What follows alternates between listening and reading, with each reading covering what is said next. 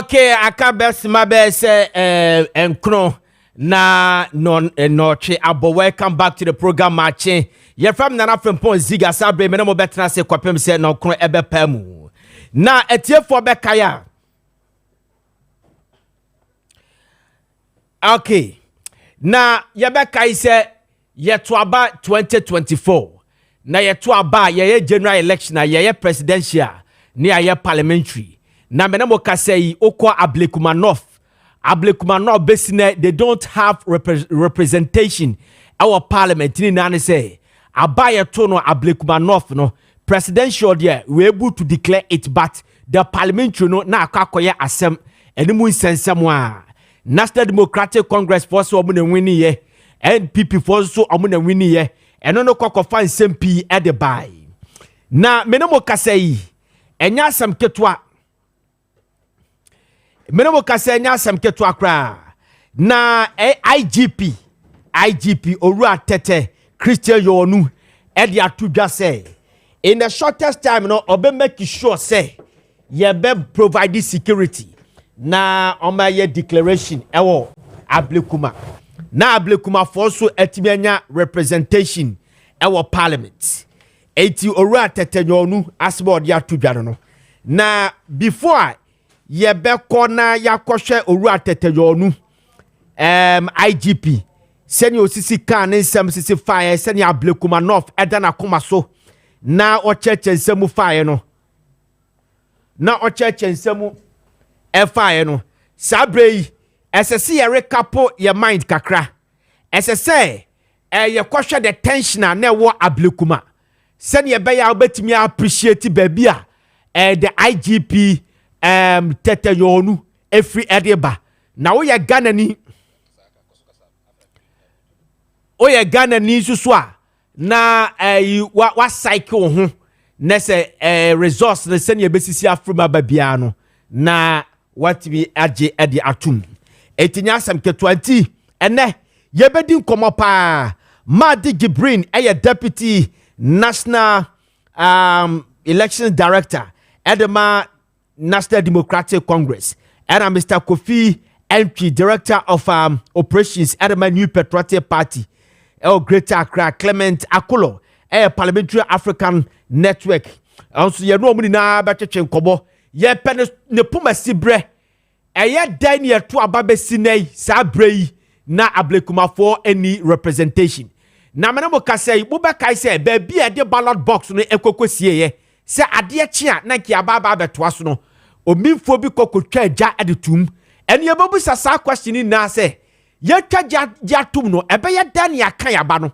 amanyefo no wo e de counterfoil ana se wo mo p sheet ni bi wo hono mo a the electoral commission no betimi agina so e de akenkan yaba no ana so mo ni bi ana se esese ye sa akone ye kokoto abali ni na efofro ene ni na no ye bedi mu nkomo na wo a wutie be na wo hweme sabre de yenko kaka ye ho best 5 months ago Ablekuma North constituency time and attention wo hopa no say enene etie se utie mi a na utie mu 92.9 a obetimi asofo na ko Facebook uko Facebook a search for Kessben TV program be yaba ubetimi ahwe bi na wutie nsoso no na se phone mail na se woni TV nsoso a eno nsoso ubetimi atie sound no no atimi appreciate the tension ewa Ablekuma North sabre de matese se aba from kakra but still amanyako ni naso omawini eno nti ena ye pese ye kaka ye ho no e de emamu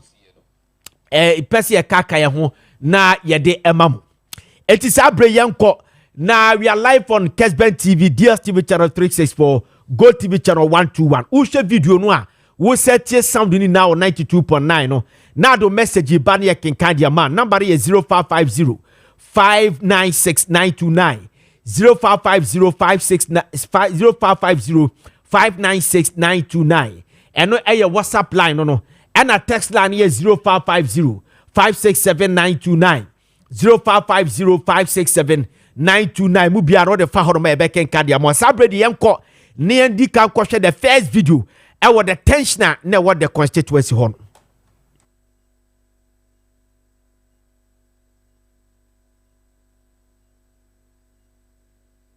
Don't come and question me.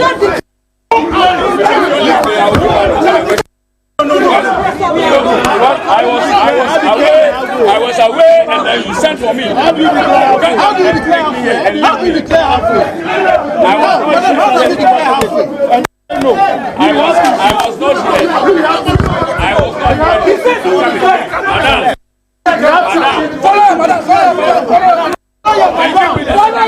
was not here. Follow her.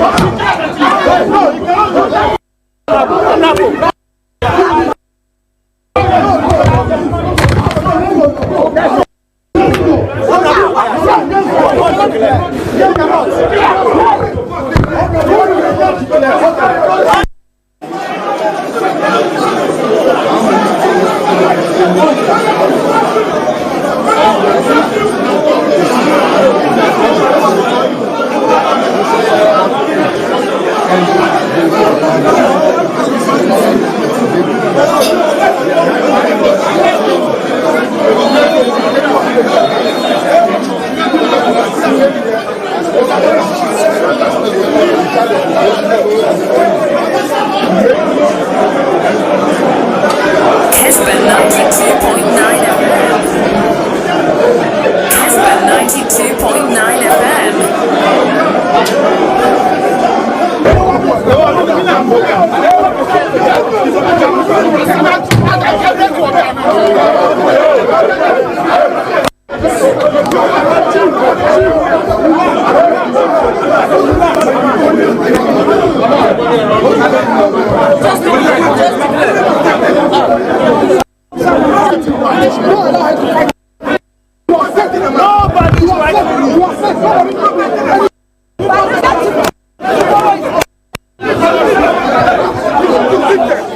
Okay, we say attention e wo Ablekuma no ye pese mote enoma biase enu ti na ye refresh my mind 2024 and sama esi wo Ablekuma the collation center eno no ne sabre yesane yasa akwa Chamana National Democratic Congress party executives no omani isi for ne kontokwa se omana wini menteme ho ase e beda omani isi for ne ntem no. Let's go and watch that video as well. We wish to address the true state of the Ablekuma North constituency parliamentary elections following the 6th illegal recollation exercise, even though an initial declaration was made by the same commission. We regret to inform you that the 7th time this illegal recollation was attempted. It was yesterday, Thursday, the 9th of January 2025, and again the NDC side was not invited. Now these are some of the key issues. The EC regional chairperson, Madam Gladys Pinkra, and some EC officials have from the onset displayed their excess love for the MPP side. This was again exhibited through her actions on Wednesday, the 8th of January, with reference to the falsified pink sheet provided by the Commission to support the MPP and the illegal recollation. Some presiding officers have confirmed that the pink sheets supplied by the EC on the MPP's behalf 1 month after the elections are altered pink sheets and can make these polling stations codes available to you. Now, 7 out of the 13 presiding officers who the EC presented to authenticate some results were imposters and not the actual presiding officers at the post on election day. This explains why the EC failed to adhere to the call for some identification for these presiding officers. A presiding officer was forced to authenticate 2 separate pink sheets on 2 separate days. One was an altered scanned document and the other was an altered pink sheet. The returning officer requested the signature of a presiding officer through a WhatsApp. This was scanned and transferred onto a statement of pool to favor the MPP. We can provide the police station code, date, day and time this illegality took place. Currently, one of the 3 of this presiding officer is being convinced with huge offers to turn up at a secret location to confirm the forged result to the advantage of NPP. Okay, we National Democratic Congress for an amode and Samuel Tudase. Omo accuse Madam Gladys Penkra. Ono no ye Ablekuma North. Ye shane so onko hia bato no. Na omo fi say mami ne ye ne kasa before and during the elections no. Ni na kire say we new patriotic party ni anase opeso ya na o favor new patriotic party for 80 eno eye National Democratic Congress for na Chamana omo register omo displeasure against the happiness normal course during the elections. Now sabre new National Democratic Congress omo parliamentary candidate omo kotono swaba Madam Erabna Obin also di tudwa se ono na win elections no na emu orem kakra yenkon tie Madam Erabna Obin also send your CC can asemfa say ono na win elections no. An error on their side. They are human too. Some of them have conscience. I mean, if a part of them wants to, distort the process, I don't think the entire body wants to do that. We all have a conscience. But hold on. Yeah. When I asked the EC official who authorized him to go ahead with that illegality, he said it in the presence of his heads that it was one of their directors.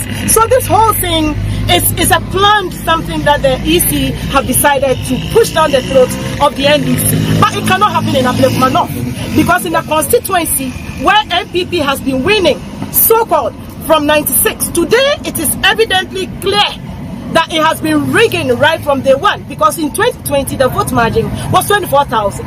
Today they are struggling to win with even 10 polling stations or 10 votes. And so you can't come here, twist our arms, and then try and wrestle power out of us. And right now I've been won the elections fair and square through hard work and dedication. Before I let you go, and I don't know if you know 5. So, Madam Erabna Obin, and I'm about to say, no all Kasana say National New Patriotic Party for winning Ablekuma North, but 2024 the moment to me winning because Osha 2020 Gabane Daumane NDC in term is about 20 NPP in term no 24,000, but this time around no the more crash with me quality 10 police stations. So that was Madam Erabna Obin and claim we say on the parliamentary candidate at the National Democratic Congress Ablekuma North and was say on the winning. Okay, so Madam Nana Equiafie as a new patriotic party PC on a former member of parliament and ye baby two no NPP for core primacy two no ma Sheila Battles by and Sheila Battles by from 2020 to 2024. So mami no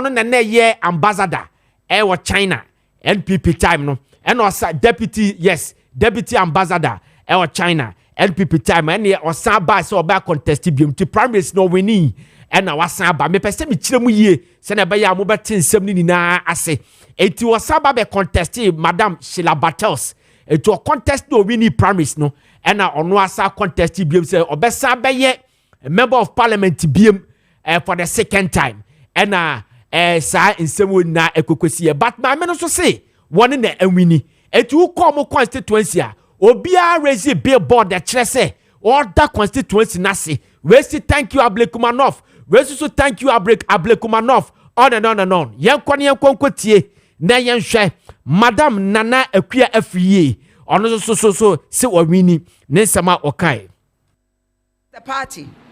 The fact that His Excellency Dr. Mahmoud Bawumia didn't win doesn't mean constituencies should also not win. A constituency that has been voted for, the candidate that has been voted for, must be declared the winner. Sure. And we are saying that per this behavior, we are going to rise and ensure that the will of the people is served. We won by 411.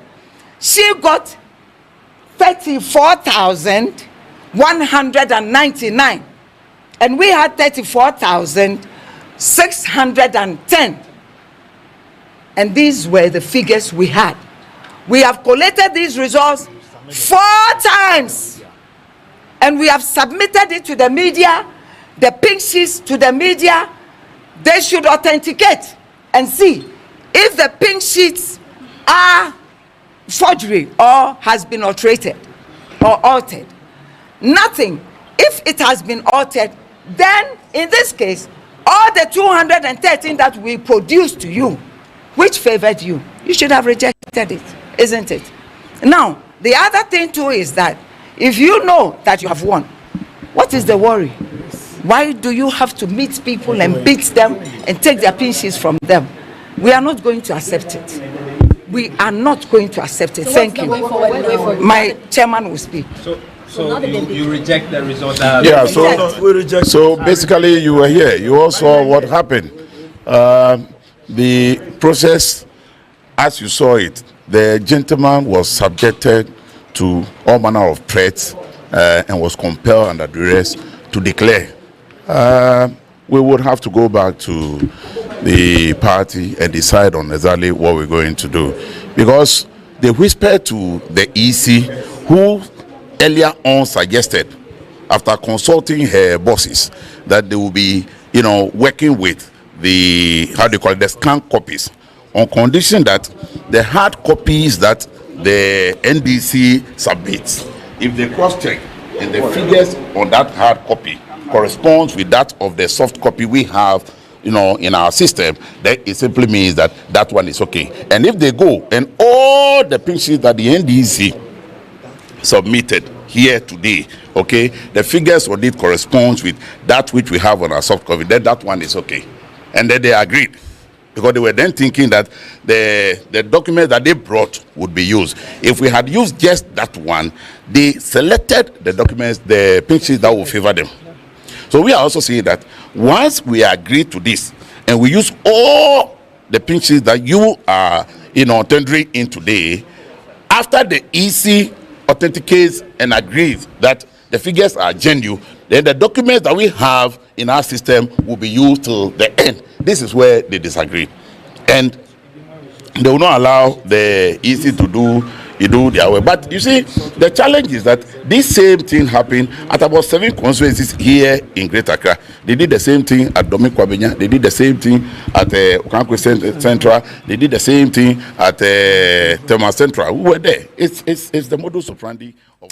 Okay, we so new Patriotic Party, Madam Ekuafriye. Ono so claim say wa wini na ensem ni mienu ni na utie different National Democratic Congress. Our parliamentary candidate, Madam Erabina Oben, Mutie Nasem, and a Mutie, Madam Ekuafriye, New Patriotic Party, Mutie, Onosu Nasem. Nasabredi, yes, Kwakwe, Oro to Konobuama, and Nemino Kasei, Onono Man Penini, John Dramani Mahama, Aboni Dinse, one director of our presidential initiatives in agriculture and agribusiness. Satam Nona. National Democratic Congress abato mo bhwa abato so no papa no odi mu akwetene pa na no okọ Ablekuma North hobi enu mu nsensem na ono so de nsem tudwa yenkone nkotie se ne otuko no ekasafai Chairperson of the commission, and according to the chairperson of the commission, there was a report from the regional director that her life is in danger and that people are about killing her, people are even kidnapping her. That is why they have stopped the process, and that she doesn't understand why their life is in danger and the exercise will go on. In fact, I was speaking to her on loudspeaker and the regional police commander was standing right by me. He's gobsmacked, he's shocked that the regional director will give such a report, because yesterday the regional commander was here throughout the period with all the police officers until we left here about 9 p.m. We all agreed collectively to meet here, and incidentally when we came this morning we have seen heightened security. They are barricaded everywhere, and so under the rules of coalition there are some representatives of the party that must be there. They have ensured that in the auditorium, and you were in the auditorium, you saw how the auditorium was terrain, how it was quiet, and the representatives were ready, the returning officer was ready. By law, we know it is only the returning officer who is clothed with the authority to declare constituency elections. And so the returning officer is ready, two parties are ready, the place is quiet, security is in charge, the place is completely barricaded, and only few people are in there. And Jimensa is saying that because the director said that her life is in danger, we should put the exercise on hold. We find it very difficult to understand, and this is something that we will reject with all the energy we can command, because the people out there, those standing out there, their lives are connected to this election, and that is why they can't stay at home. You can't continue denying the people representation like you did in SAR. And so if you don't speed up the process, if you don't hasten the process, you will continue getting people massing up at the Electoral Commission. In the next few hours, it will be very difficult to control. Meanwhile, where we have gotten to, if we had sat down, we would have used only 1 hour. And I would have finished. That's it. We would have finished. And so, Electoral Commission must listen. Jimensa must listen. She has agreed that she's going to call the director and reassess the situation. I know the director would continue to lie, because as we speak, she's not even in this building. When I called the director, she said because of the situation yesterday and the numbers outside, she's not in the office. But she has lied to Jimensa that she's in the office. The regional commander is here. He said the woman called her this morning that she wants to come back. When she got around, there were people there, so she was going. And he sent the people. Yes, can you imagine? And she never came in. You understand? Meanwhile, all of us, when we came, the place was barricaded. You need authorization before they will even let you cross any of the barricades. Myself, I stood behind the barricade for over 30 minutes before I was able to cross. And so if anybody tells me that there's a security situation here, then I cannot accept that. The reason why we are in this regional office to deal with Ablekuma North was because the coalition center. Okay. Currently, Papa will say on the Director of Presidential Initiatives in Agriculture and Agribusiness, Ora Peter Otukono Buama, and I'm what to say on also the day to Ghana. Now, show video now, Ora Sam George. Ejane channel the we Sam George this is a dean or no to say no abrepa because Oko constituencies na a dispute abahona no odimu akwetene pa Sam George and now communication minister no odimu akwetene pa baby obedu bia no won the beka saye de do to say satem no wakomo no abre wo de bo hwe ne facial expression no minu se betime video de kakra be just 15 seconds mo hwe me video de kakra ada chabo say owura Sam George no abre pa wo hwe na to say wakokomo ayi okakwe ayi north central also hear Sam George we Sam George adumwa as woni bibia aka enese wo ja ade de ama otukodo so wankasa ba bia anye hu se na dispute obia no hu se na Sam George wo kom obi kasa kra na Sam George becheche ho no ye wempene no yi ho ne about se we no abrefat enkofo akoma party no ne kra de ba kope wo mo akopa papa nyasam keto hwe owura Sam George nanimu ana twise wa brepa okay sabredi e about 2025 na te said they know to kono bo ama eka no na omo kire say Madam Gladys Penkra no ye Director of Elections edema Ablekuma North AC for penifo mo na say omo life no that time no was in danger etinya do betimi declaration no they needed police support and I said tight security and san omo timi aye in fact Director of Mr. Kweku Serebua Kweku, former Director of Operations Adama EC as well as Director of Training ono no krasa dia to just say so betimi aye sa declaration no a kire omunya adequate security anu ohyepa ansa no matimi aye sa declaration no but eti yetna ho the former IGP ne tena ho ama besine yetimi anya security ama yankwakan Ablekuma North eti me no mo kase 5 months ni anase yemfa say 4 months ni uko parliament Ablekuma for omni member of parliament so say there the new IGP awaba owura Tete Christian Yonu one central for Asia was assure Ghana for the na say obe provide security more than pa na yakwa kan Ablekuma North constituency parliamentary resource no na owura Tete Yonu ekasai mobi enkoni enkokotie nanumu asem enkwansha wade ama Ghana for and the people of Ablekuma North na yensanhwe ewo TV no so mobi enkoni enkotie mra. Today we gather at a critical juncture The collation of results for the Ablekuma North constituency has unfortunately become a flashpoint of contention. Both the New Patriotic Party and the National Democratic Party have declared victory, leading to rising tensions. The eyes of the nation and indeed the world are upon us to see how we manage this situation.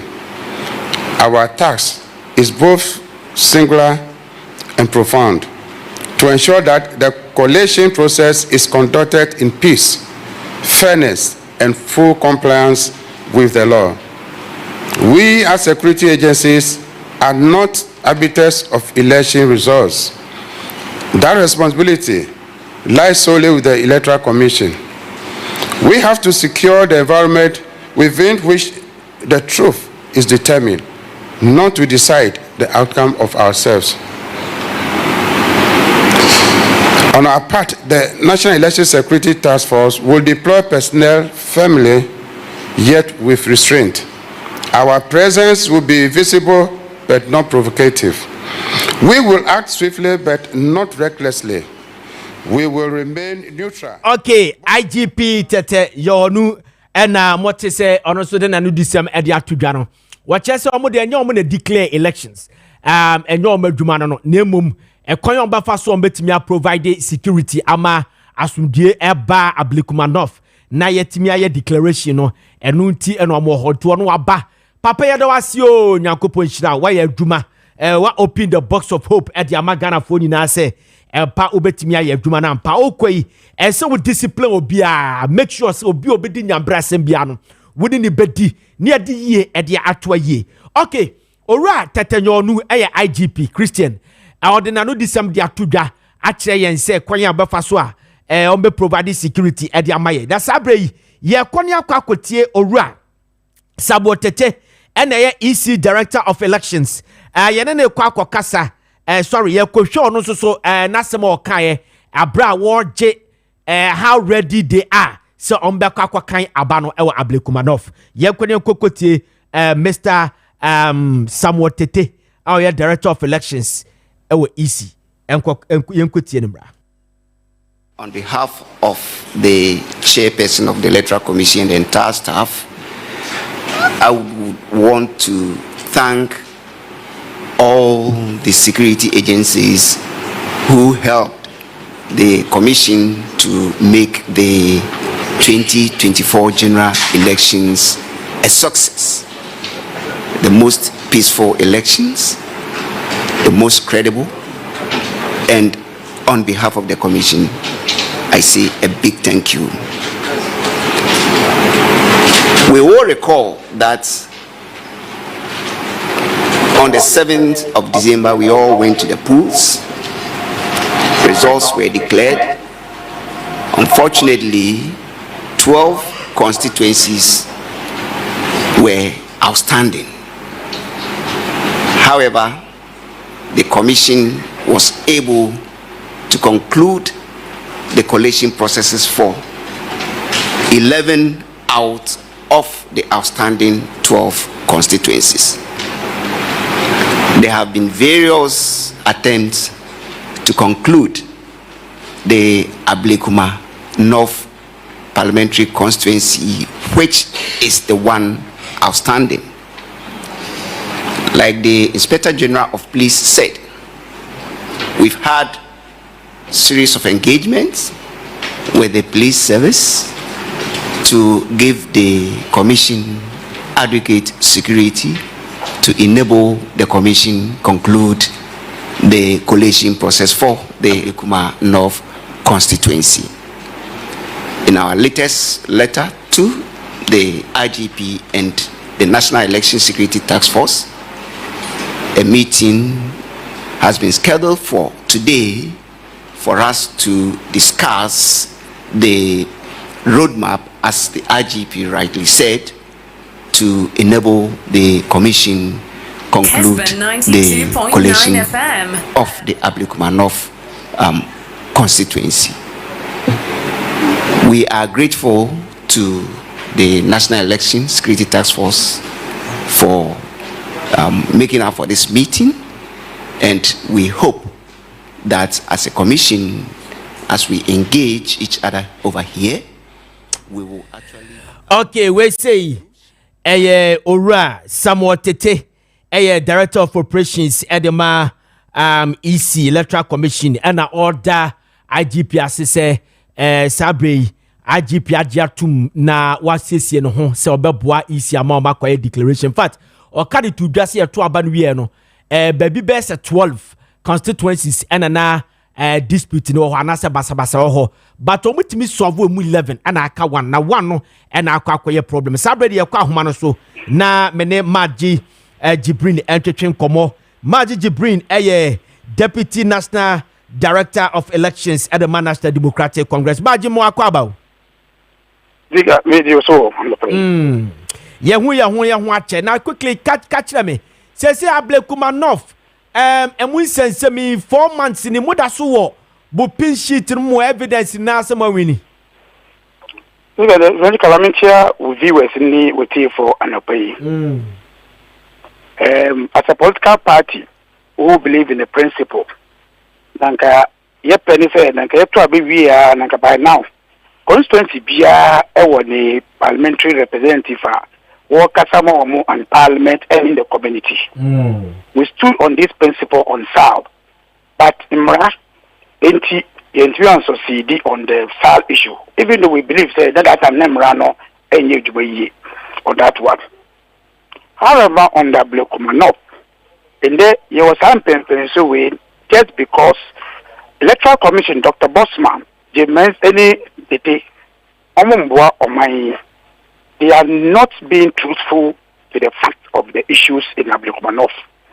And that's why and there, Yabejina Pempenswa, yes, police and Bejina Hongwandia, Yentimi ye Adiboni. Because at the Electoral Commission on illegality and that is why we are here today. Meaning, the entire country illegality, they say. I'm my money say. Electoral Commission and they conduct elections. Electoral Commission conduct elections where quality result on the original pink sheets. Or the pink sheets copies by my political party. Now collation. They could do collation. The Electoral Commission can the pink sheet, but the political party can the pink sheet. On the collation because Miraquan won't be stopped Electoral Commission because what the documents now also will use to collect results. Okay. However, they could do collation center. The Electoral Commission can say many pink sheets. Maybe the admin ban I say Miraquan be uninterested what you use with pink sheet at their quality results.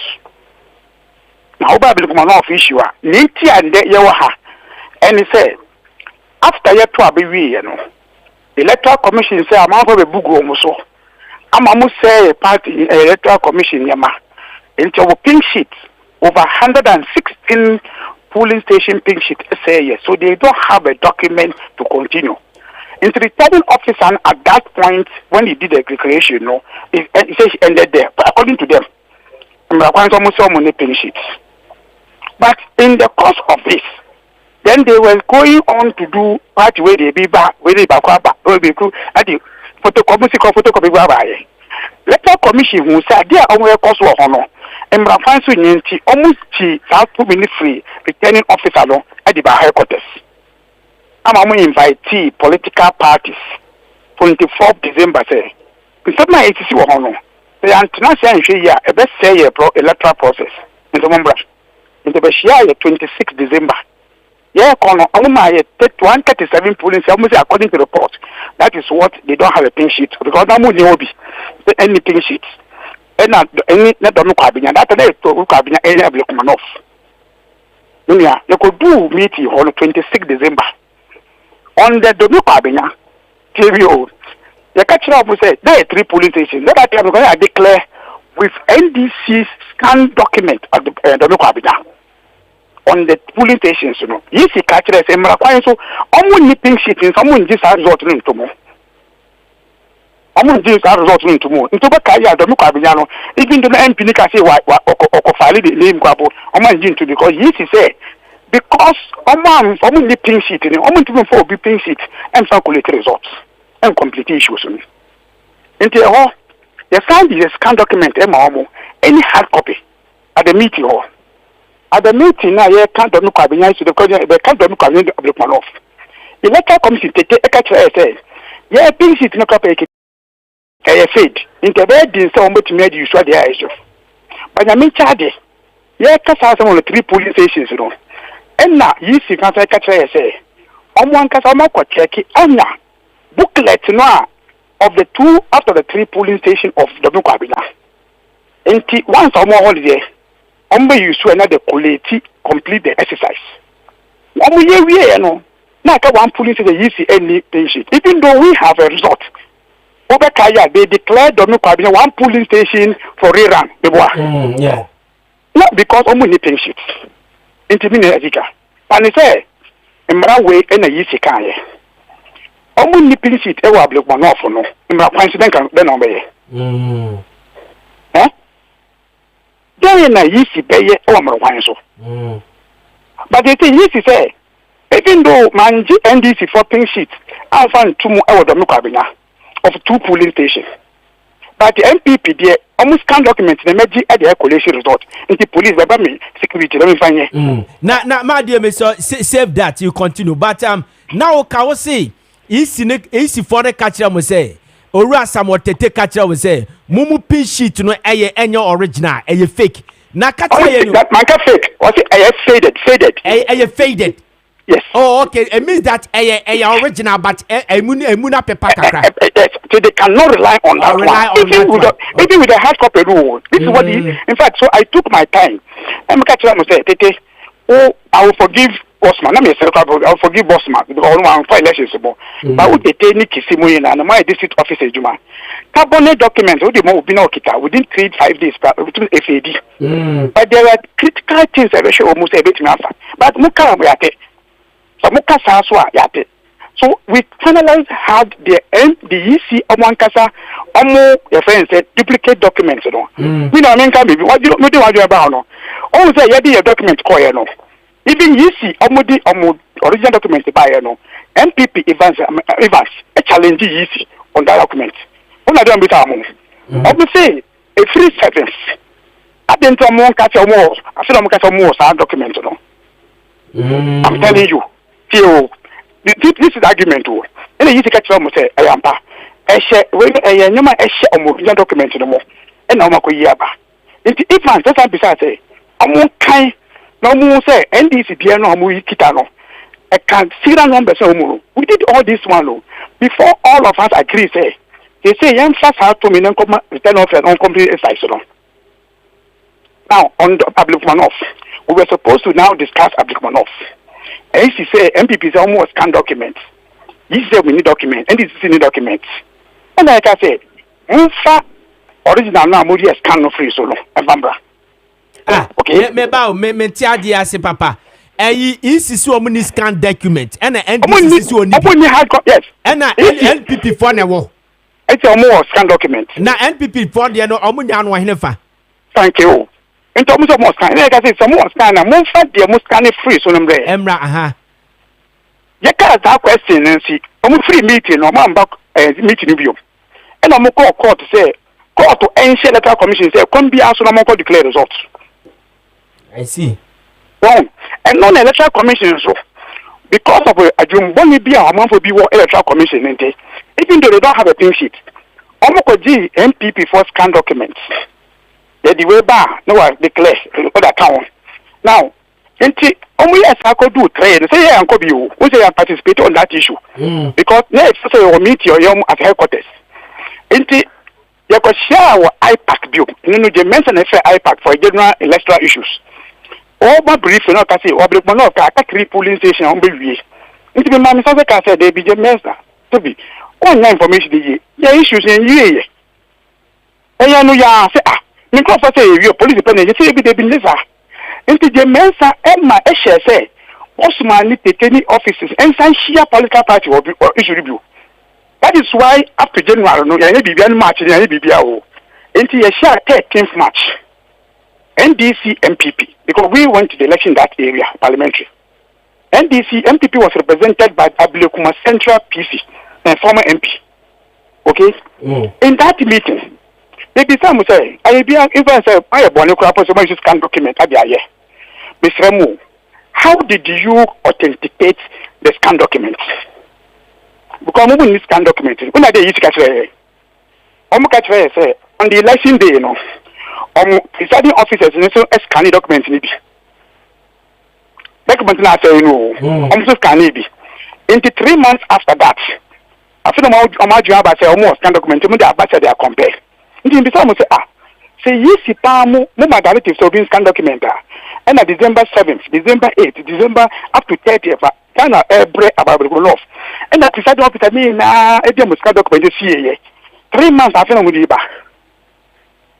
You understand? 3 months after MPP can almost scan document after Mudiba. In any case, that then into the MPP was scan document. I didn't know on the day of elections now. Kessben sheet on my famba. I hope you understand me. Now petting sheet na Ghana for you now the MP echo file no. The MPP from scan document. I didn't know man from better. Problem na you want you scan document. And the mad to say and that say all this while no tell you. Tell me now a dispute in ba na na kwa na ba nyina no in December ni mu no. NPP for and can baby ada say almost scan document almost scan document so NPP for ka say yewo scan document no e di say until because until yes you crap na obe compare because you need to also the document me person no say e di say da be na wote da be na omo de sa de ba 13th na yes ka say NPP ka say almost 13 March. And almost scan document of the remaining police. Let's say 2 about 3 months time. 3 months. I see. In fact, at that time, no use the crap someone new to be. But after that date, and they used to catch say they say almost so of a presiding officer. Almost pink sheet, almost scan. Next say Momo suspect say net say easy for na kwaje NPP for the not suspicion. That right say MP easy from penny for Canada and MPP. And I know is to destroy our electoral process. So the question we're asking. So the best share higher discuss issues. So one on the election day, December 7th, is there any directive from electoral commission say presiding officer and scanning on Pinchitana for use maybe any okay? Yeah. Now, if pink sheets can be taken. Did they compare a scan document of the presiding officer at the 2 polling stations? No, maybe. What is say easy? I use presiding officer pin sheet baby. That man go there say no one presiding officer be. So you understand say now. Maybe some also say in say na mo use scan document no. What would need be? How do you believe say when I'm getting the correct? Because mo here dey ba mo reject it. So the question answer they say, oh, the ND soon by I see illegality. You can do say that ND MPP. In fact, as I see we want, my main record. If it was to even say that they ND you saw the whole scan document to give a result, we will not accept it. Because Ochina, president being say about dispute on pin sheet because electoral commission and declare results. Political parties don't have any right of all their documents to declare results. Okay, madam, I mention you. Say ECC or more say results NPP for say or more results. Muni na move subu free say bia NDC ni MPP ni AC4 na carbon person me Canada te said ya wukai. Me bisa say timu bi mame. Day na momo National Democratic Congress musumu ni results no. Okay. Somehow we have a good question. But in Mrakwaimu, your result is relevant in this issue. I don't care. The pink sheet crap on in Mrakwaimu, say pink sheet and a used to declare result also. But more pink sheet to be. In fact, I don't tell you, you win elections. But we are saying say our statement doesn't mean say we should be declared. Electoral commission, in fact, I mentioned Ghana 20. There are more political parties. And they will pink sheet and the banner declare result. There is no election papa or Ghana view. Because there will be a say there are elections, So me have your stronger other assembly elections so, other party primary so, other national election parliamentary. And there may say my bomb for a sell print sheet. No means for instance scan document about say me scan document munjim called in front of the results.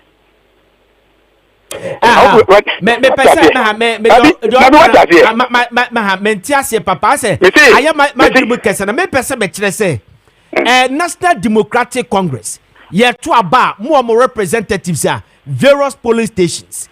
It is some results in our here. And I make a say result but our result in this case is irrelevant unless the electoral commission opens it. Because who said 2024 elections? We said we won the elections. Then we really session by 8 o'clock in the evening of December 7th. Electoral commission I'm saying Juma until the day they came to declare the results. What's until what? Until when the EC themselves came out after 2 days to declare the result. I say to a baby out of this country. It takes us and America, it takes electoral commission to finalize the result to declare. Wow. It is a document be and banana make it a document no they cannot declare. It be so be say Fanisa Yako Collation Center. Now you see about not calculate results. Polling station at 30. Say over tonight as a political party no okay open sheet even the December 7th. Now you see need there want to be quality. Only Emra finance no. But say you see I want it there that polling station. Now political party and funny there and you see will continue doing the collation. That is the law.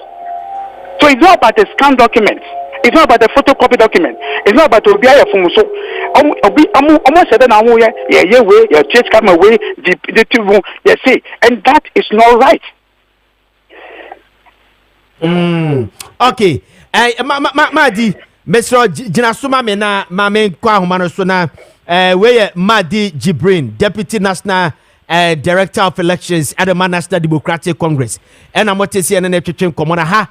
Kessben 92.9 megahertz is 22 minutes to the top of the hour 9. Madi Jinasuma Mename Kwahumano Sonamene, Mr. Kofi Entry, Director of Operations at the New Patriotic Party, Greater Accra, Entertain Como. Yeah, Mr. Entry Muachion. Yeah. I'm problem. Yeah, Mr. Entry no. Nyamia Domarakwa. Na kachira ye. Ablekuma nese mo pinshit ni nani yako akwashini. Ndiye say. Edia na mu obie mu amubetimi de agina so se yankwa kan aba na mu ninkunim. Oh na me da say me fa konya na me chia wo ne wonu anom ne Jebro na me chia break on of fu nyina. Na se twema me ntwe wo wa hu. E pen for say makrowa pai. Nana. I'm Frimpong. Bitio Mr. Antwi. Me say twema me ntwe pen for say makrowa pai. Yes, e makrowa pai no kre. Na bibia biboni bi ensiye we koto aba na yenye mianum a the president kan and the four pie and na we to trust some things the best say bu Ablekuma benefit we na nenia and almost say things no when you say asema the bread kan the ekaye a e school dan mu come akota to motion me na me make it me say to we Mr. Wadama. Where a serious allegation about how do you determine say a National Democratic Congress for and the coach jadi too? Me na me make allegations say the very campaign boa o pa o me nko school I say the conference ya Mr. Wadamo Mr. Tumani Sao Mr. Tobuasi Mr.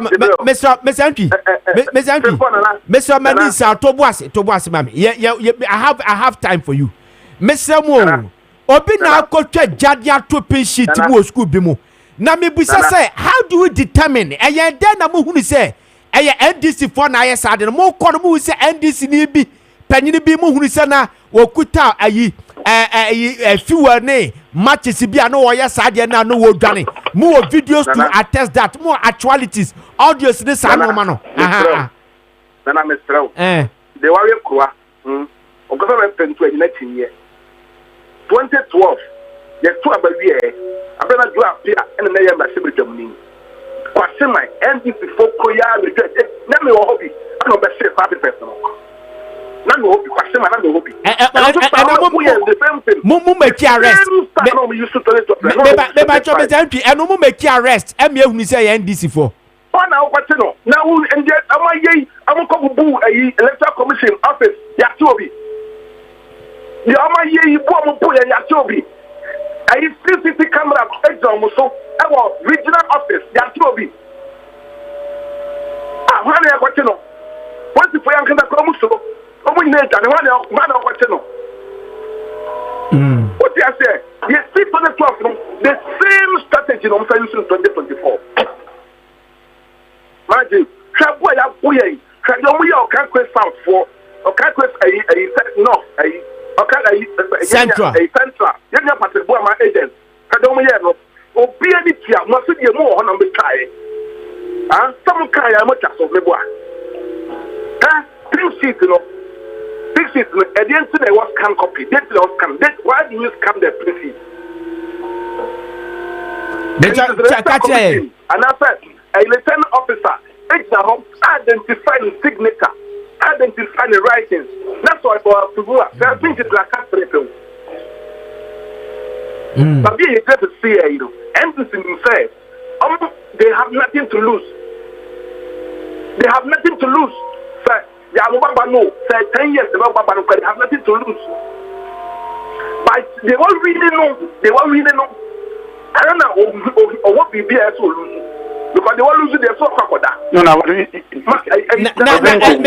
don't know winning. Oh, now, sir, you know, before the local collation center, you need documents in now where office. I collect 416 votes. 414 votes, sorry. 414 votes. Second vote to 12. It's me about. They say, me ba more evidence near there because ya kwa kwashe P sheet in this anoma. He said, you kuta money ya dia ni kuta modeba betre sama. So far. Who say, you talk when we are. Full agency be a P sheet at core office, the collection center. In Toronto, yes, can it document Nina Sana? Jacob, a collection center. What is there? Yeah. Collection center, the Konya Complaints and Electoral Commission will declare into a part. The Konya on Electoral Commission may deny them. I declare my. So, yes, here. And so, you think the quality will be at the other. We know 414 votes. I see. So, yes, here. I don't think only such a time, no, say. And this is a letter come if to say, I'm on theatre man quality.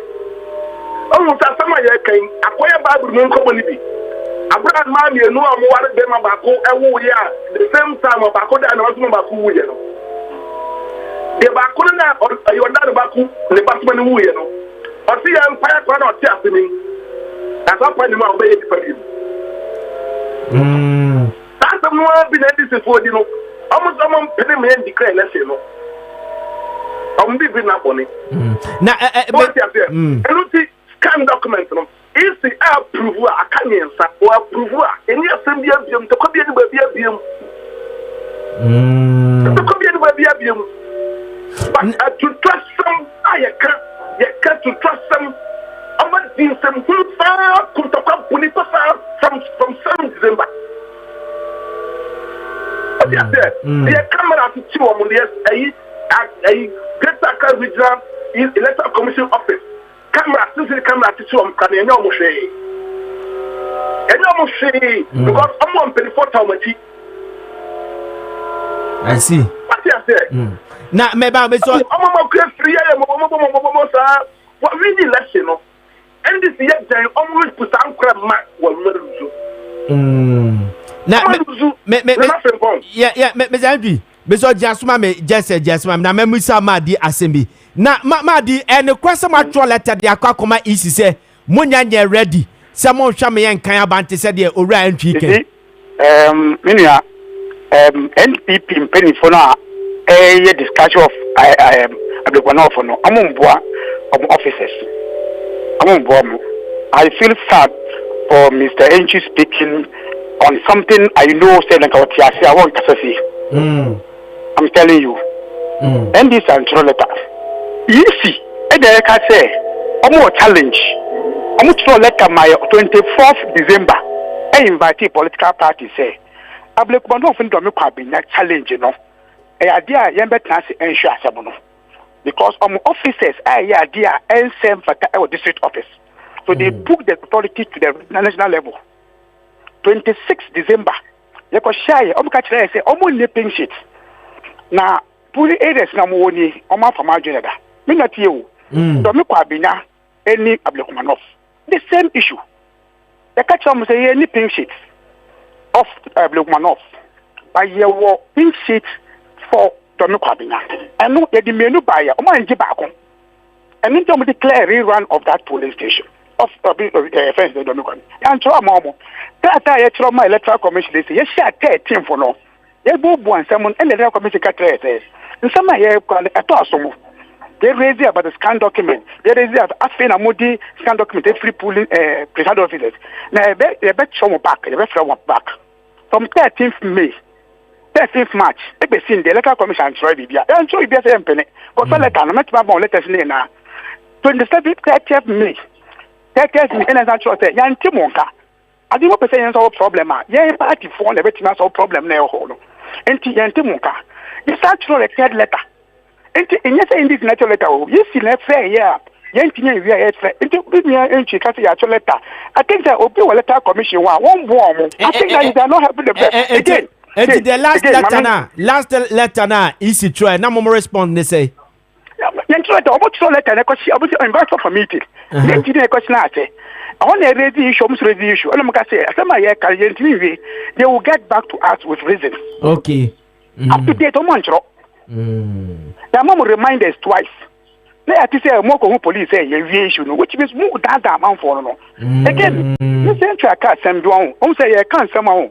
Mama, stick it to insurance, don't do emotional. And they actually way, and a month back, was she polling stations. Election, there were criminal issue, and they were procedure. Yeah.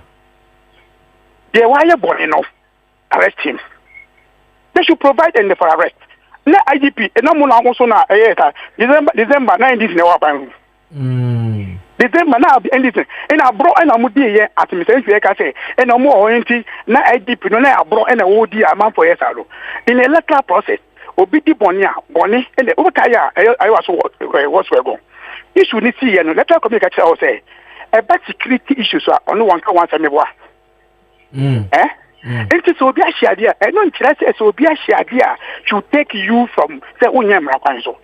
As the electoral commission complains because okay, say Oboka say because on feel say NDC NSC we nti when the unfollow to no be when the close result no. I said you see most of the people speaking of the North. Now come on say mpeni for any share no. We spoke on issues. Now come on kata say atia maybe to say in 2028 an election will you accept the obi fact document and from the electoral commission in principle to declare result for presidential? Will you accept? Abi me be o obi a o ye Madi per the old kind na chese open the top 5 it looks like NDC near ready for collation.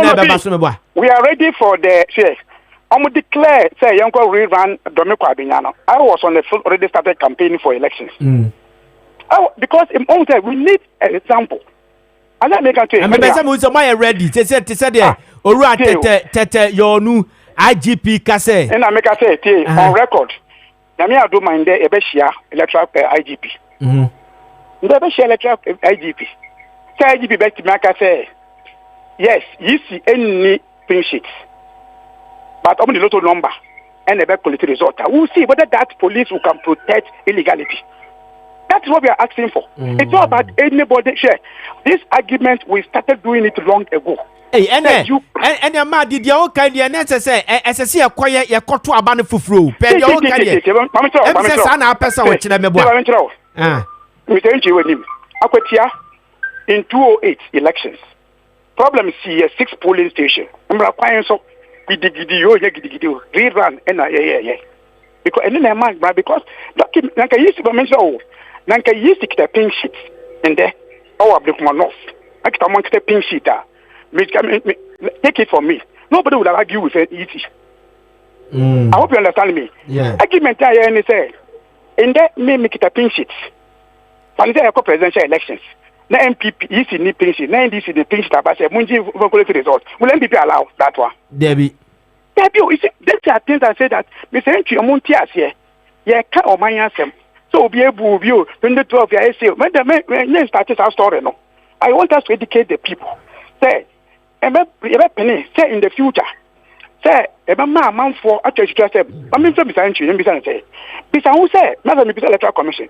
How come say only this polling station now pink sheet out of the 218 no when Kwana say and all the political parties are moving now at the same time.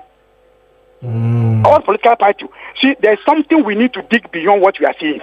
After electoral commission, I said, forget about NDC, forget about MPP. If you don't go deep down to understand these issues, in the future, people will be brought to do because down there, no, there are weak lines in terms of handling our elections, especially when they are not permanent officers. And you see, my member was only me say. In Brakwan was electoral commission, one page sheet at all polling stations. But I say because of say this particular bind to me, this put in our collation center. A banisena sa polling stations no at their polling station, Oko a friend Ablekuma North or Doko, area for Odoko, Dakuma areas. Only pink sheet, no, any nephew. Why? Okay, my member, Mr. Entry, so Mr. Entry, now, some also cry a simony pink sheet, now the more scanned one. And no, Momo Diama is in any, as a young final declaration. Then I made that say, my deed, Kessben, Ablekuma North, unique 218 police stations. There were 281. 281 million.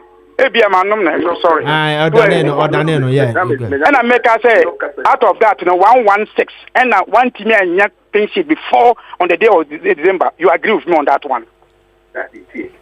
Me, from George. You know, population center. Me say, almost any mrao. Me say the facts. No, me no caso. Me say, me no win tree. Me say, Madam, call me. Me say, and some okay, and some what say, and I was there. So that's it. I was there. Ghana, I was here. Penny can correct. Oh, no, crazy near no. That yet can't bury. And near my course of media for me away. And some are okay now. What we are when and after point away. You see, yeah. And this is for putting part. Yeah, because I was lying with that be no, you can't correct. You see, behind media for media, the media was present. What you say? That pink seat, you know, a banifan a pink seat, let's say, I did see Ablekuma North. No pump of beer free Ablekuma North Police Center. I did see Ablekuma North. Of that, that's about to be to me. Almost pump of beer free, even a member of parliament, a parent, a clear year, Omdam Sakano. Ne hard front, Omobono. Me boy, would you be so beer Ablekuma North? What do you say? Say no, and never you know, Prince of some year here. My did say a follow to number. I am sad. So go to start, you know, where you know. I am very sad. Tell me the lotto number. I come electoral commission and declare. Scan no, at the same photocopy. Oh, yeah, photocopy document. The same documents now be here. So I say, but someone be here tomorrow. Prince, you know, polling agent was signed. Letter commission was signed. MPP polling agent was signed. Some year we now know evidence the work paper so. And I am photocopy and I'm saying scanning. Magic. Open to me follow to number. And some community commission of a declaration. Now one person will be jatum fail. One person will be jatum fail. A bunny at two and one losing into and I can only quotation or quote. So that's it. And yet simple. I'm going to catch three police centers. So make crowd here, and in electoral commission and declare some police stations say young control be Kessben day. Because we are talking about Ablekuma North, and they know everyone. You see, everyone in when you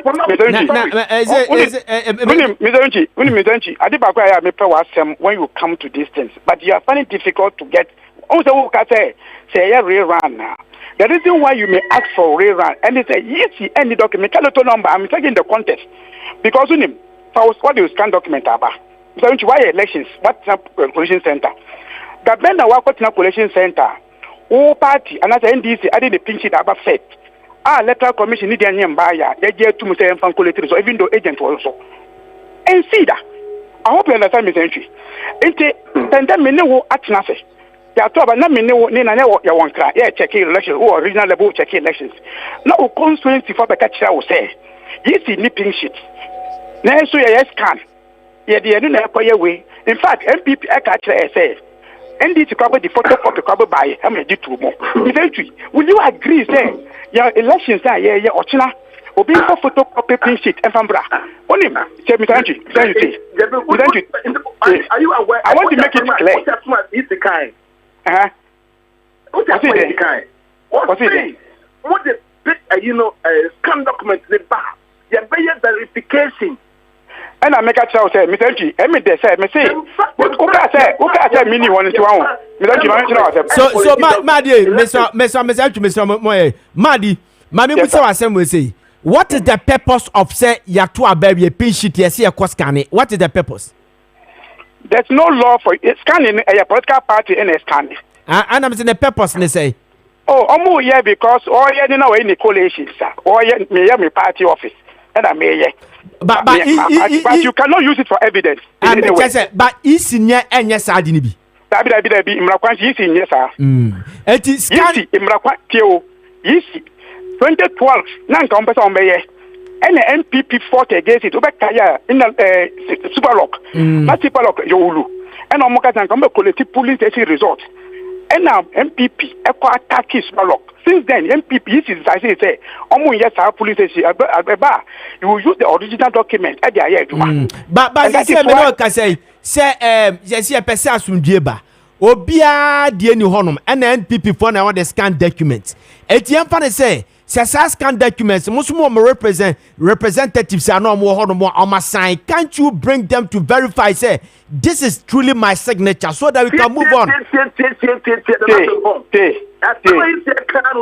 Okay, William. Let me the party Wakasa. William Wakasa everywhere. No. Why is MPPC run away from us setting this thing when they met at headquarters? When we ask them, say, Mumfadia Muono, Mufambra, they say, one, how did you scan it? The Benamo scan it. Even the MPPC even gave another evidence, say, presiding officers, I was scan document. It's fine. Why your document me, you know? I'm from phone, bra. Because what do you say? I was scanning document. I mean, data was scanning. And the from presiding officers don't scan the document, bra. They are running away from. Oh, Mr. Entry. I said, we are cannot pound, but you and now one any Nanka take me financial, you know. Nanka Mukas, oh, Mumbra, information is in me. Nanka by now, you raise you way. Okay, I'm telling you, Mr. Entry, Mr. Entry. Mr. Ubisa and Quafono at the offshoot in our Ablekuma North. Time bear no me scanning. No, about wrong. Yes, to about MPP for unfair ban collection of and this was a 3 year old. And it mean to me, Wadama. Oh, 2020. Okay, no, sir, you call cockot. Unsaman collection. Mr. Entry, we had a party. Only say I didn't know money resort. I said no, yeah, that you money resort in the century. And so then catch the Mr. Entry, that Bena Moye scanning, that Bena Moye. Me check to say MPP and cancel the collection. I'm brother to a year per until about 2 years penna Dr. Bomia or subsidy. Oh, they are boo now go to come around what to. Oh, Nana, and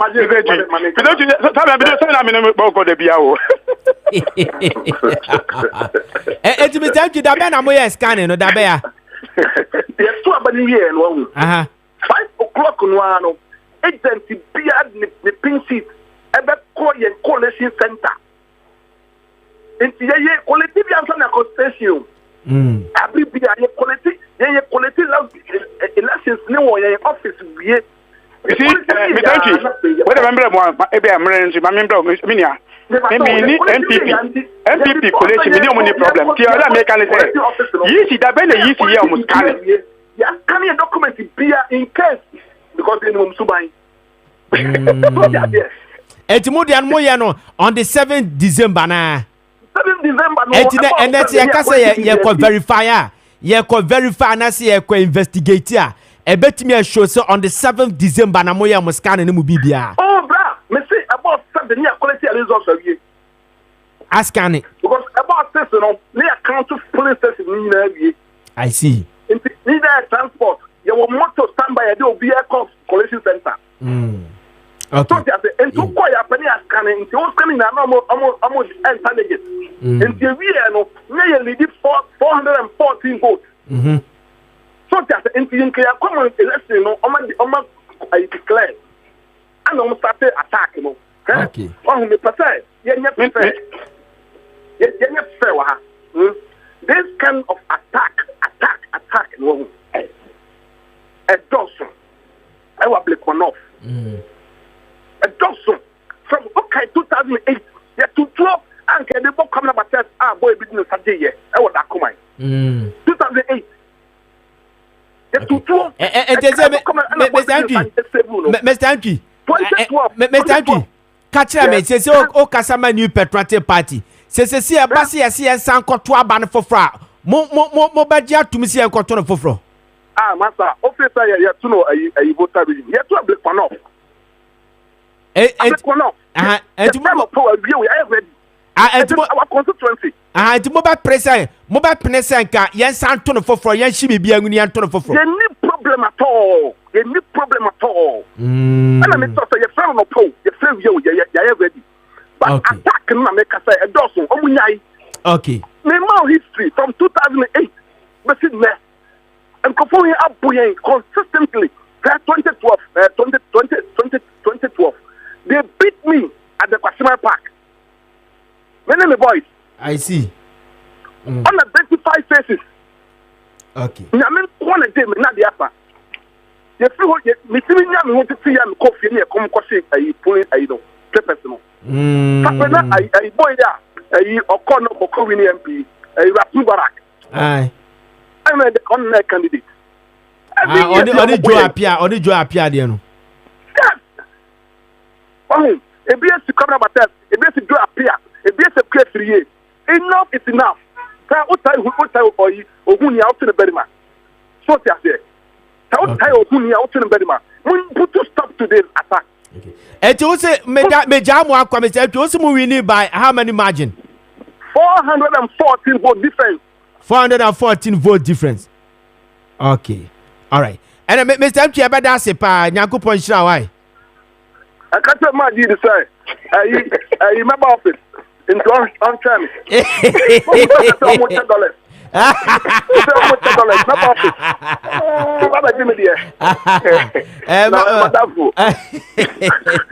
All right. Yeah, Mr. M. Mr. M. Director of Operations, our NPP. Our NPP Greater Accra and also Ablekuma North na mad yen fanwe yen okay almost what you to me say kase e kwakoye e kwatoro fofra am I ready na mo so buy ready sir me enye eno na me problem enye whether we are ready or not ready me dey me say optional ye benya reason to say that from should be back elections must say and solve mrakwa mo oh say kase party we will elections are okay the 2024 elections Abuaji MPP communicator director of communication press conference omu win elections we meboa based on what they collected omu win elections so NDC they didn't so obetie party for because you win elections that's in the story the real story electoral commission figures okay so when I recall the stories sure I can tell you Dominic Abinya only me say when we collected the first result, you can say we are leading the party MPP with 1,500. But what is story no? But when the EC finally did their old collation, not difference in 116. So at times it is the real document we use. So when there are reasons. I can't say. You see, when I listen to MG, I wish said Anka on over meeting a bossing in meeting. You can see the way he's taking the issues.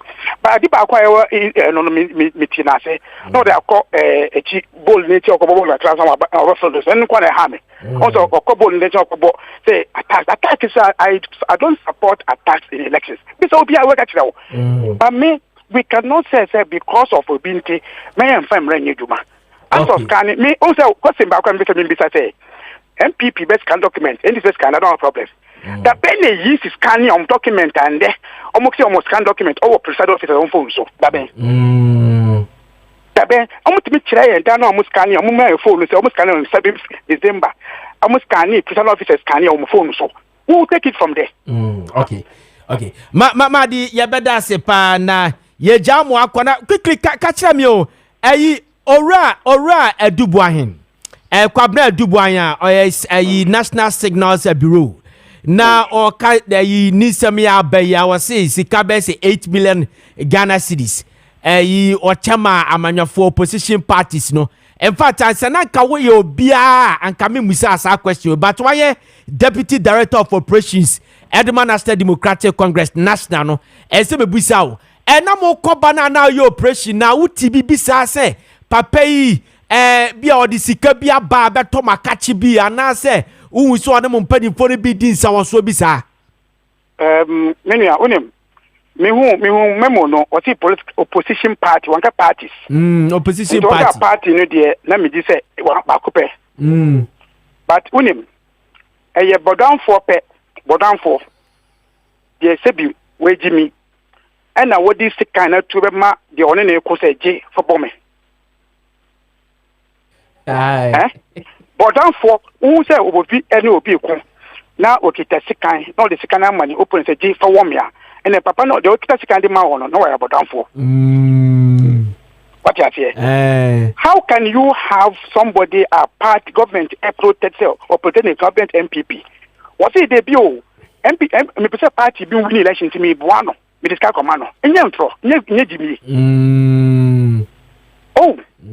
we idea almost try be just to find excuse but I wish him safe journey to prison.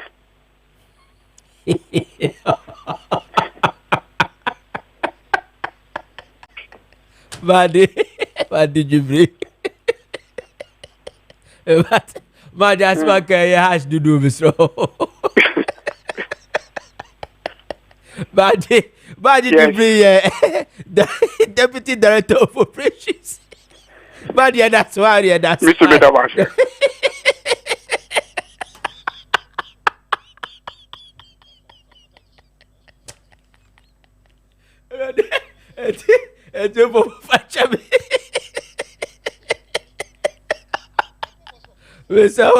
Besawa. Okay, sabre ya ko Ablekuma sene Ablekuma omo koto aba ne constituent no etwetwe nkomo se se omo nyanya representation of parliament no se na omo fa no efa afensu so no abato ne yenkan intention wo ho de bia no madwere omo se ye ne omo Ablekuma North constituency no ne etwetwe nkomo mom ye ne nkwane kokotie Ablekuma North.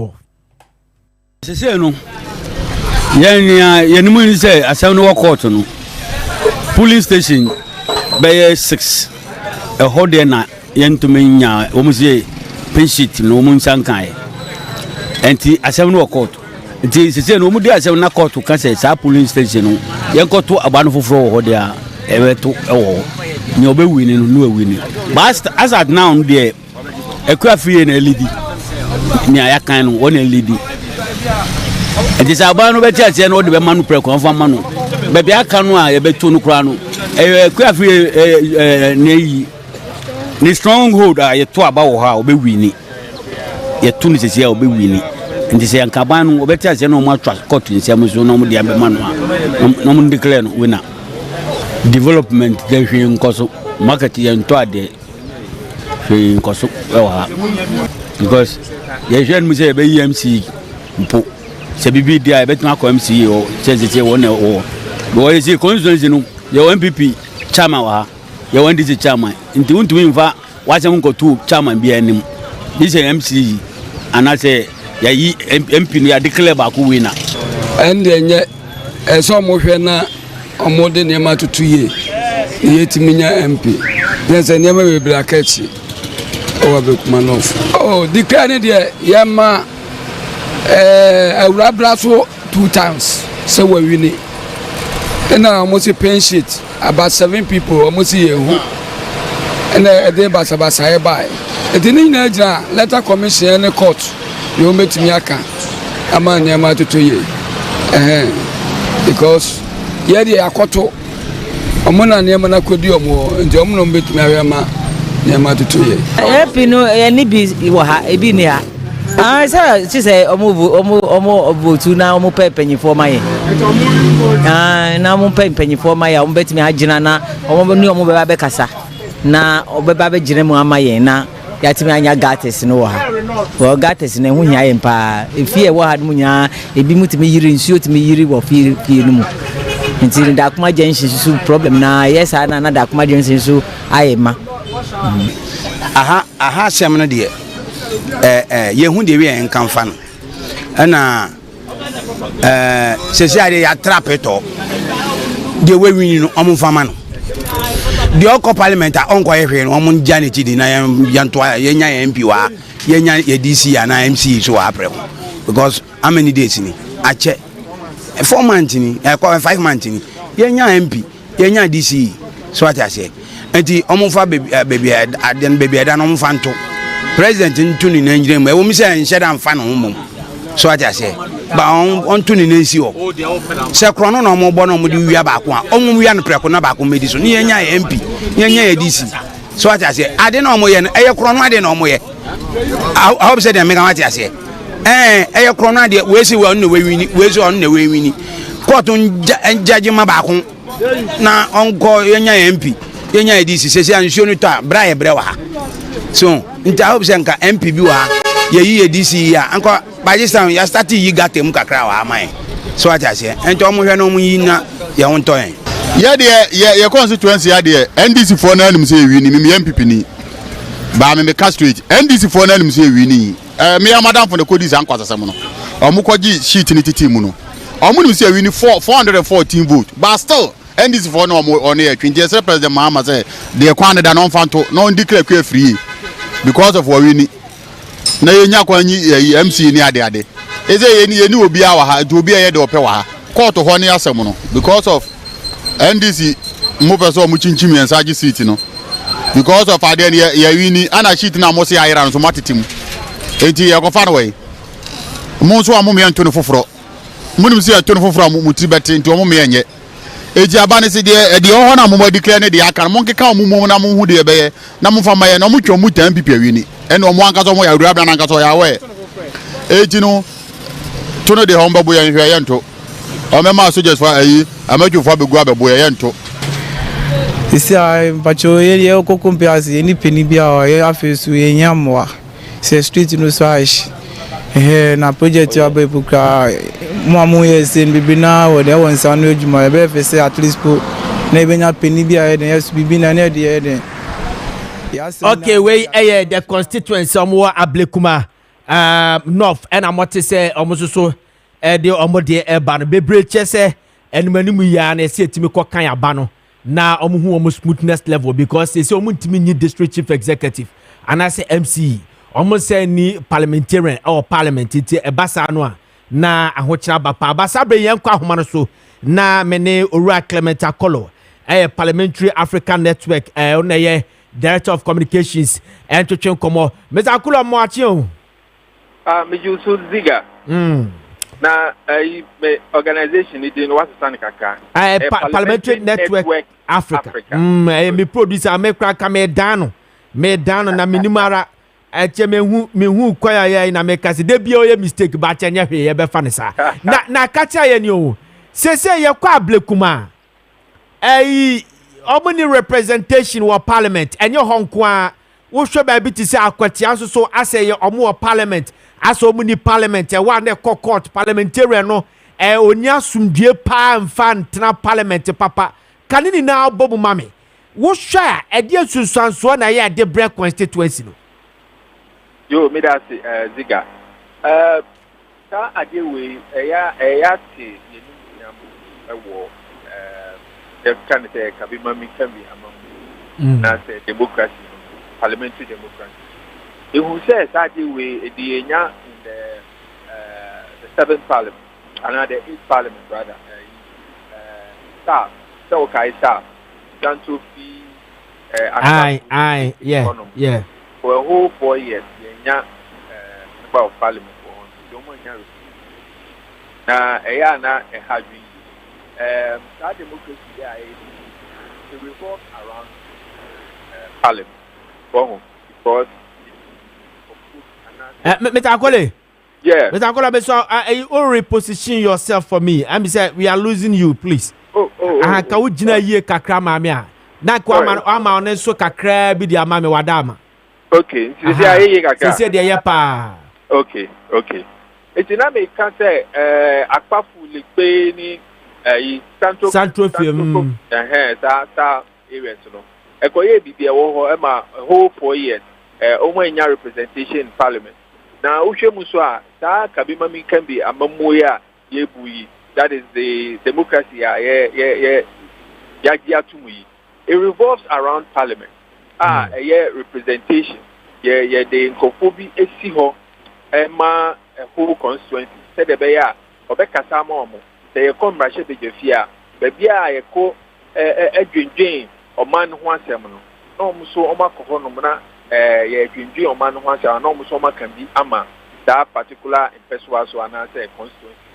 Sisi ano akoye say Ablekuma North any baby a o kan akwatiane sisi ano akoye say ye sinkunya na ye di oman ho asem a o mba she bejefia o mu ni obi a o ho no ma obeka bi ama o mu jesa na na akoye say ya ye yi mu ye yi o mu afri mu na star representation no ya de ehuhia ematimamofo no iti na akoye say sa ho no mu de no say ka bibi kan omo kwan sem omo development ni sa ne mani nyina na obi eni ho obeka bi ama omo ana de ya wo mu kra ne say still ano omo nya omo district chief executive and say municipal chief executive because say kasi development anka ejina district chief executive no so the member of parliament ni de anka ono de oye advocate and say advocacy okoho no ma say parliament ena budget once omo di friend time omo di ho abobe and say omo debate ni sa ne ma no is a member of parliament no wo hono na ohwe na ne mpeswa so niama ye di akoho no ebi enso ne so wo hono ma na wa pay mu aka e parliament by using the various instruments as making a statement on the floor of parliament and answer obi bita question obi Samon the minister to come and answer some questions about Nemodia Enkoye Ewan Peswasu. But when we now have been denied the constituent, you know, and Kayen Yepemudia, Sanka, Bibia, Totema, Sanko Ponomuni representation, or Munya representation. Yahusa political parties, no, Omo Komo dear, Omo ye, Omo dear. Now, so at the end of it all, yea, Baby Ayashano, Yasha Parliament. Why are the people not having representation in parliament? But politics na account there, and yes, you know, the electoral commission now, a year na said here, so between ama the representation about Sam Peswano so yes, sir, no, sir, on bombarding any the state stakeholders now, so more now representation the panel, omoye now said the bear. Ombenya representation in parliament. Mr. Akolo, kaweche ye unsa odi wa kwadre ye kan parliamentary business a mono wa kwadre wo mu ye pa na sese yen show ye wo 275 constituencies ena wa Ghana na yakwakoto abayi Ablekuma for ese omuni representation of parliament said ye di hu komai na sese aban yi ba ye betting tax ye yi di free ho ene ko parliament ena obi ti say bibi ti say e-levy as you yi di free ko parliament but uhwemu na Ablekuma North for representation and as a representative ni wana sa no ma na yetimi di free ho e ba sa no a e mani dimu emramu na mani dimu eno de edimu the ohwe laws no mo on say the passage of bills and taking decision on the floor of parliament there were a certain percentage, there were a certain quota, as I say, a take a decision. So at the time, I now almost take a decision on those things, you know. Not the right amount of people or the quorum, the percentage, the quorum was there. you know, any decision that was taken by Parliament at that point in time, and they're not a demo. Just that Ablekuma North at that time, no money representation. Maybe on Super can be so can be cry. Maybe Nanoba Koto either the minority side or the majority side, one of them. And yes, I the Anka Ebeka the 7th Parliament, then the Anka decision now and Kuye because the people no more young council or more uncount, but almost so almost Ghana for. Okay. Now, say yes, you say okay. We share a parliamentarians. We share their core job is to go to parliament to make laws. District and municipal metropolitan chief executive almost there. Almost representing the central government through the local government, no. Now almost the development at the core of my constituency, and I said the district, no. Which the district somehow is also the constituency. So in this case, if you have a district chief executive for be assembly members, no, ebejina tumwa, say Ablekuma ni member of parliament, can't they still have development there? The only member of parliament, they can have development there because a district chief executive and a metropolitan chief executive, our only core mandate is to ensure that there is development in the district, because he is an extension of the executive or the president in the district. Yeah. The core mandate of development is the so, but members of parliament, because of the way we have couched our constitution, it gives them a dual role. Because of that inclusion of the executive into the legislature now, their share of the common fund, which some of us are against. They should hive it off. Because it gives the wrong perception and the notion that members of parliament are development oriented. Meanwhile, they are not. And if that's their share of the common fund, it's not giving them to them directly to administer. It's still in the hands of the district chief executive and answer the district assembly. They only have to give a note for it to be expended in a particular way. It's in the development Nankasa de Anka district authorities also. Member of parliament there, median is to advocate because he has the opportunity to interface with the members of the executive or oversight. So you use that power he has in parliament, not their question member of parliament. But or their question minister. Now I mean first one also has money in Kenya. It's that incident room so now they fire no aman honum. A banisana na minister na juanko said the bear of development. Or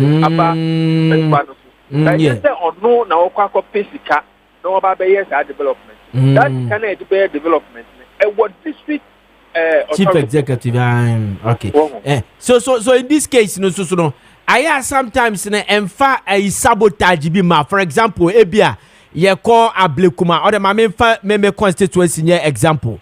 Say meme to aba Oforikrom constituency. Now Oforikrom say NDC na also and the NDC municipal chief executive na also. But the member of parliament no ye NPP member of parliament say bibi wo how Oforikrom fo na say bia me member of parliament na ka bia obetimi raise some no parliament ama parliament it may speed up ebia sa development na sa ade na how no ebia ono so bia for cheap political points it no obeka say ma me mu maningu so na bia me constituency no and suffer under the district chief executive say be ya one in the party ni be opposition sometimes sa ade na ani ho ayo mo ntanye that difficulty ni dey on both sides. District chief executive so to me sabotage the member of parliament the common fund yes to me sabotaging in a common way in a way most of the time we will say these two authorities they are in conflict. Sometimes district chief executive or also person be a member of parliament that should be or in such a way say in favor the member of parliament. Member of parliament or also no way in no way why no kukwasa but most of the time they are not pressure no member of parliament. Because unknown Kofi Atuaba Edeyino. It is that advocacy say a man should say as I say to district chief executive. As man I can be busa no.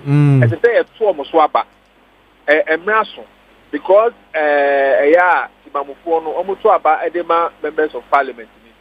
Ono no nim say obetimi exactly the frustration e won so because a many do out in kokomuti e be yi na free ho it is the member of parliament no so ono so here na ni kokomuti be ha na the answer so ye bia no me ani ni so be ye na say ye charge say ye to district chief executive no any municipal chief executive ye charge say ye to omo so aba now the ask for at the right place I say follow. Now, after the portion also, the president appoint members of parliament as ministers. The year no sufu. The year no that or how na yenyawo ya mamu no nyina no e to be because this chief executive no person be member of parliament. The person be member of parliament they say when himself be member of parliament the president will see him and give him ministerial appointment. Wahoo. So if I become a member of parliament, I'm now going to serve as a member of parliament. I'm either becoming a career parliamentarian. Me bama be share me persuaso, making sure that me hear laws I bet me abwa or mana konenim. And then do oversight over the executive, proper oversight. They say oversight and oversight because all share executive nunya manokrano. They all say or share say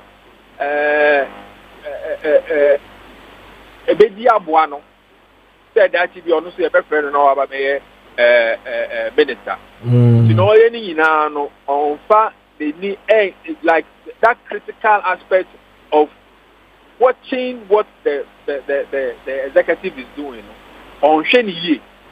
But the no career parliamentarian no say Wahanum as a member of parliament, I don't have any other the year we sanitize our Mr. Akola won chia ho kakra ma me wadama. Asa je ne ho. Yes dey. It's na ye person ye democracy ni ye dia. Na hona to say ye defa. It's na constitutional review commission there. Na as I say that nyama we nyina ye kanfo ano na nyina enko ye adwuma e wo constitution instead the be betimi amend the constitution amana boy. Ayo. Na ye can say de bia ye ka ye say kebe ya yenya parliamentarians no omo ko parliament to make laws na ka ye fa enkofofo from be ministers ne adea but your constitution so share say so man panyini ni ministers no dodo na nkasa free parliament e bia the idea ba ko omode yes adea say that be bia o minor moka because so double salary issue here by here uchire mu ana che say we minister na so we a member of parliament now double as a minister we see kai de ka ho no wonye MPD and some manage minister de kakra bi ne de ka ho de make what say that be your bia o man no you be save the coffers of this country with the exception of that idea no what else can you tell us say we at the quotia the framers of the constitution share say obi bebeye member I saw my penny yi ni minister say when you don't want to free parliament Ziega ka argument we ya why for the past 32 years why you see what Lima presswa ka stories no and why say na oni enkofo parliament you know e ban sa no omutu bia no e ma ni nyama anko yie ni nyama you know when they were framing the 1992 constitution they put these things there so that the president or the executive will have some kind of cushioning in parliament say the bear bit nyama the governance na konenim but him say we it hasn't helped us in any way because they see proper separation of powers. They say executive, legislature, and then judiciary they say there will be proper separation of powers. We we and away so we because say na kodi bemba kumwa and I say na ye nipa baako and na so a say bibi court makra na enya dia obeka because obia beka na no atu enti na ye ne say judiciary and one judiciary say the be ya ono betimi ahwe say ye nyama na nkoyi a ono na obebo asem na wa hwe de eko enti ya ban da autonomy no the ban legislative arm ono so na oye laws no imra no oye imra na enya ono na obe implement imra no imra na e ama obi fufu so implement that is the executive it you know say oye imra no o de ma o say who implement imra no na wan ye ni here ono the legislative arm na oye imra no ono na obeka si obehu say o this area no ya any say it's not working. But if there is any dispute on it, it goes to the judiciary for the judiciary to adjudicate on that. The executive no who and after did Yamanamo, the DBA shall say you execute.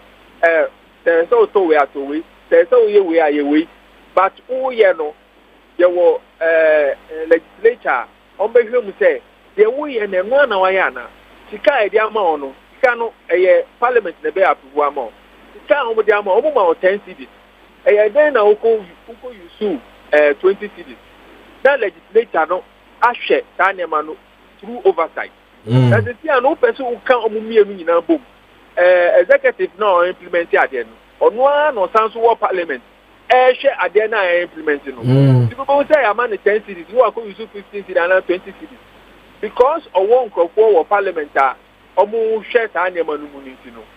Omundi atemtre no na omudi ade na fa no omudi ade na fa enti no enya ade a eboaye say ye can say your earlier argument ni say eye sikasem na ye career parliamentarian na fi ye ministers kakre bi pe na ede so omoso enti no oman no emboka bebri ba o hwemu a ka ye ebo no bro ye anka ye yadwi esi yadwi ya dream say omo ye ministers no omo nya ministers they belong to the executive and omo ye members of parliament they belong to the legislative arm omo wo honum anka we have proper checks and balances ebema ye sika sem na ye ka wansem no ebedi mu because onim say on free ha enko ha itini so o kan no amanati super pepe because obia will be guarding their territory jealously. It's no say fire 100 pa they yi sade no free ho say we are minister you are a minister you belong to the executive we are member of parliament you belong to the legislative don't care all right Mr. Akola wa ben pa na say me be to say wo minim say we are a entertainment pundit kra oh yeah over the weekend me who were UTV. Oh, I see. Mesa cry sports cry na strength pa nya sem kitwa. Oh, okay. Na ebo onim we three before our frame no. It qualifies for Oscars too. Oh za. Say only acrobat. Mo be ko challenge pa. Ela kole da CP akupushra pa. Okay. We Mr. Clement Akole oye Parliamentary Network Africa Director of Communications and I'm what is say you know etcheche Gaberi atinga ne atinga beri atinga IGP yo lu akwakofa samuaba Ablekuma atinga beri atinga na me kan over the weekend na me ka bibi di chamu say Kessben 92.9 yene Piva 4 akabom say ye pese ye Mother's Day. Ye fe the Piva Mother's Day celebration no eba so enra. Na le nya asem keto akra to mi si bibia. Enya na so wa me sepa nyame adomo a next year odubika e de beba. Na Kessben 92.9 the shortest time the activities do na bebremo. Fi se pedifo mo ba ne ni pe ba ni na Kessben mo ya de ti de bia se mo ye no ma bi se e de maye. Ye da mo ase ya tini na na mo ma Mother's Day ne ba so ni na no. Ye da mo ni na mo ase yo ma fo ye da mo ase St. Louis Herbal Clinic for Mosi yada mo ase pa. Ape sweet royal product for Afiwara. For the na yada mo ase Piva Beverages, Dr. Asante Herbal, Psalm 23 restaurant for yada mo ase mo bre aduane. And a Franco Trading Enterprise for yada mo ase Gigi's Kitchen for mo so mo bre aduane mo aduane ye de pa. Money for Psalm 23 restaurant for Modian ye de pa yada mo ase na ahifie natural drink no abode ba ye de. Ye. Ahifie natural drink no na nya asem ketwa we eye natural. Bibia wo bia natural ye fa bibia enkeka ho. Ye fa bibia suso mu na nya asem ketwa kra. And Beliza Po Bell for so yada mo ase chocho heba for eba be support ye na Eclipse collateral management for so be support ye yada mu ni na mo ase owura kojo pra ko dankwa ene Kessben penifo di na Mr. Kwabna Kesse Steven Esquire one ma yi fosua the Fed say the first lady Edema Kessben group of companies. Abunina CNK na bom. Okay na bom no amada amansani na sisamba support ye ma ye celebrity ye ma me no mosron kokra.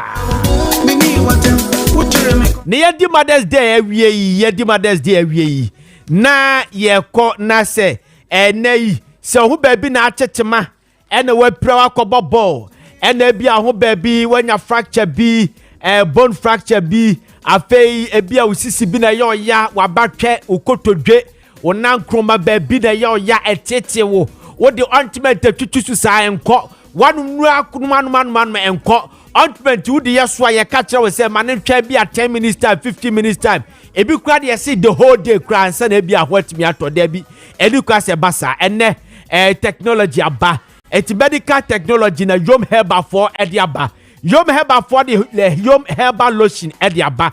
Na Yom Herbal lotion ye de twitwi bodily pains. Baby bi atete baby an na we de kan ya na komutie ne ye.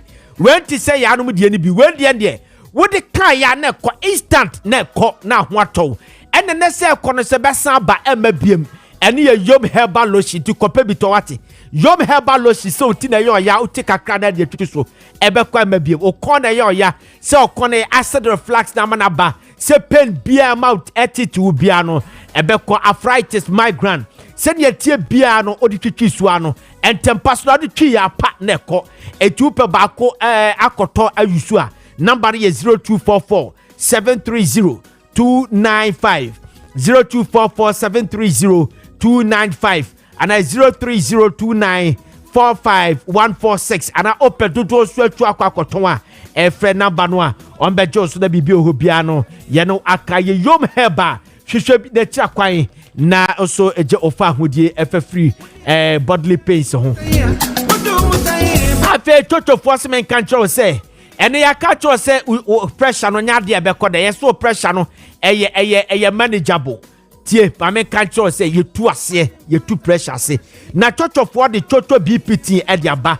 eno no e ba be control o blood pressure no na tu ase e de amount eti bobo toto herbal tea ni bi toto BP herbal tea no fa bi si wo center table no so fa si wo dining table no so ada pa bia bobo bi na je o fa hodie apo se ben kan tro say yo toto soap wo hono mo a udware a eba ma honamani atoso kama ama ensa bia no di edi akobia ye ona honamani kuruche no ebetu ase edi amawo afi so toto skin toner body cream na toto skin toner body cream no eye cream no sonko edi aba o person body no toso pa wo ye tuntuma tu se e shine wo ye kokko na ha atoso kama eno eye toto skin toner body cream eno so edi aba mo nim pa no mo nim se na no bi na kamitimi tra no ena nyame adomara kwa bitimi tra no na kama pampa me e pai kra na me bossa koro aba na sei eye toto shampoo conditioner hair food and baser ena aba abedi masam dia mame eno di dwaru utirimu akama martini efu kama mo mutinu bubuo ukoya retouch na anako hostile utia ye de afinu nu utirimu pe na ninina ba be hye afinu utini ne tete ebubu ama uti dandruff ehua ese uti ama wanim ni na tutu uti no kwa na ekoda bi ye te so ede ama eno eye toto shampoo conditioner hair food ɛna yɛbɛtu ase de ama toto herbal tea so ɛwɔ hɔ bubobnenya apobdine ne o toto shower gel odi dware aba ho ayɛ fiu ho ayɛ kama ɛna toto balm so no ho bi tetema na ɛsiesie hɔ de ama yɛfam Nana Frimpong Ziega where the mo fan chebe pa mentime read mo messages na fama mo messages na ba papa nyame adom ochina I'll do justice to it owura support apia Richard ene kuche nsem ni na edegu krata so de ma me so no Nana Frimpong Ziega me presented the ma mo se jolaka eba what the sports no eba e de abreye na Kumasi Asante Kotokone Ibrekum Chelsea enra na nya asem keto akrade bebre ba before that no ye shadow fu be happy birthday na yen kosisi a okay we happy birthday to Mrs. Faustina Owusu Sapon yeah ma Faustina no nyankopon ka ho pa happy birthday to you ma Faustina and a happy birthday to Madam Kusi Yankee Aye Madam Kusi Yankee Aye happy birthday to you the woman in red I was my party pa happy birthday to you to Madam Patricia Pejepa happy birthday to you munina nyakopa mamunya kese kapem sebo be kese pa okay ora support Richard apia ene kuche nsem ni na de gun krata so de mamia meso me presented the mamo ana paro mote Derek Kwabe ba fi enka mote ka chire bedu so enka afa Danny Addison ena eye ni na oh meso support ba men kasa ono na artwork ni na so ede emaye fifis di ho akwane ba technician on board the Anansi ene Emoslayi so echichi fidie ndema Nana Frimpong Ziega ne nyame adom ochina ye be se hia